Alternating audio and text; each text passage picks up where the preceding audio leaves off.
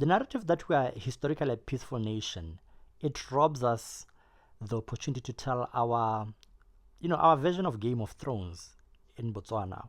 We have a lot of good, interesting stories that are untold in the form of documentaries, movies, or in series as a whole, because these are like very intriguing.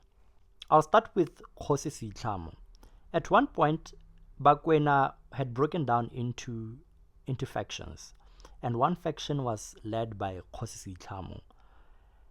And this Kgosi was at some point attacked and killed by Bangwaketsi. They beat him brutally, stabbed him with a Sechele, and then hanged him upside down on a tree, left him bleeding until his death. I mean, that was so brutal. It took him probably a few hours to die, but nonetheless, very brutal. Yet another intriguing story from Bakwena is this Game of Thrones, which was started by Moruakgomo. You see, Moruakgomo had managed to kill Motsoaledi II. And instead of him becoming the next Kgosi, his brother Segokotlo had overtook him, and he became the king. So Moruakgomo came up with a plan to kill Segokotlo so that he himself would become the king. From what I've read, Segokotlo was half-witted, so a bit dumb. You'll understand why I'm calling him that once you hear the story.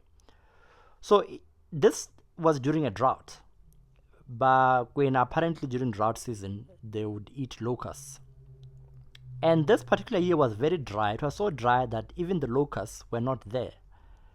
So Moruakgomo tells the king, it's your responsibility as Kgosi to go and pray to Badimo for the locusts so that we might not starve to death.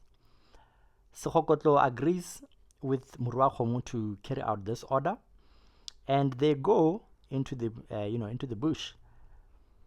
So Moruakgomo sees an ant and a fresh ant bear hole and tells him, the Badimo live in there. Go put your head in there and talk to Badimo and tell them that our people are dying of hunger and they should send locusts.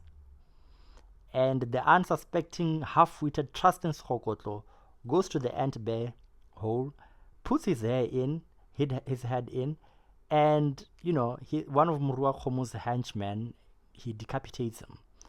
And Moruakgomo goes to the people and tells them, we prayed very hard and dearly to the Badimo, but they demanded the ultimate sacrifice. Very plotting, very sly, very smart. And he gets away with murder in essence. And he takes over, I think. Lastly, I'll talk about Sechele because I feel he is the founding father of modern day Botswana. This is a personal opinion looking at what I've read up to now. The way he was navigating conflicts in the region, the decisions he would make. He was the most senior chief at the time. He had amassed a lot of power during the Mfecane Wars.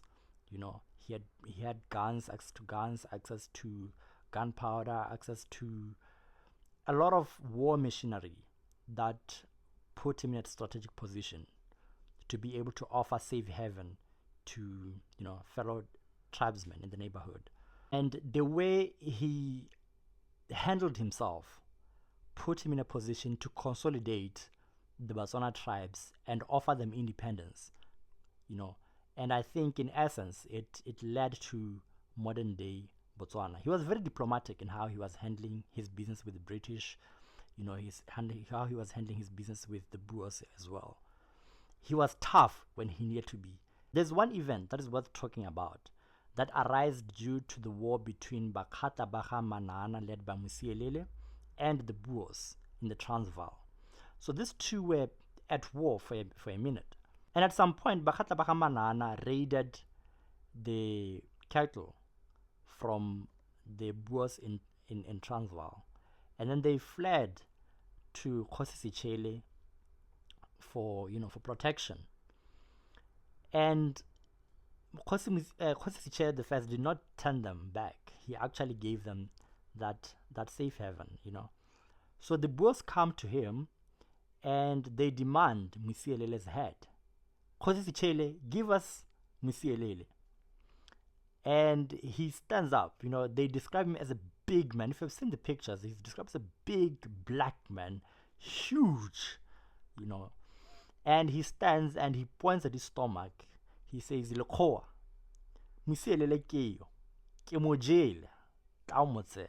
The audacity of the man, the nerve of the man. Like, come, let's fight if you dare to. And I think royal families in Botswana, they are robbing us of these stories. I don't think the government is in a position to tell the stories or to want to.